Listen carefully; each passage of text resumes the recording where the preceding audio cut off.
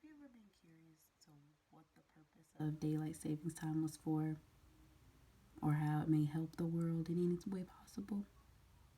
Well, I'm here to tell you today that there is nothing valuable or beneficial about daylight savings time. I took my time and did the research, trying to find an argument.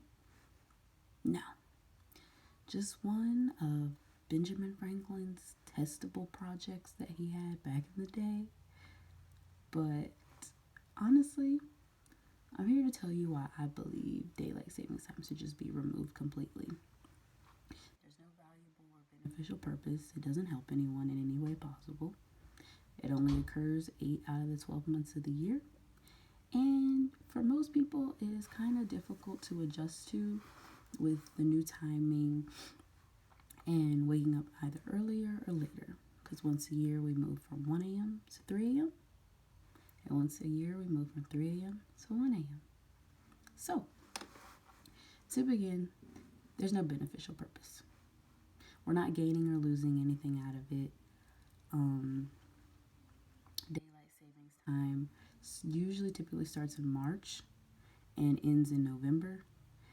And it was made for the purpose of having a longer day or having the sun out longer during warm weather so people can enjoy being outside more. However, in the winter, they move it back for 4 months. I will never understand, but it's still sunny in the winter. So I don't know why we would have less sun in the winter, if that makes sense. So, in all honesty, I believe if we're going to use daylight savings time to preserve sunlight during the day, we should do that year round instead of 8 months out the year, because having 4 months of quote unquote what they call standard time, which I believe standard should be the majority, the original, what we go back to should be the standard, not 4 months out the year. If anything, 4 months out the year should be daylight preserved time. I don't know. I wouldn't know what to call it. Either way, we should do it year round. Secondly, it only being a portion of the year kind of makes it unreasonable because, like I said, it's still sunny in the winter. It may not be warm, but it's still bright outside, hence daylight. So, taking away the sun for an hour in the winter, I find a little unreasonable. And lastly, adjusting to new time. Typically, people have a harder time falling asleep or waking up earlier because now we've been on this specific circadian rhythm for 4 months. It takes 3 weeks to form a habit.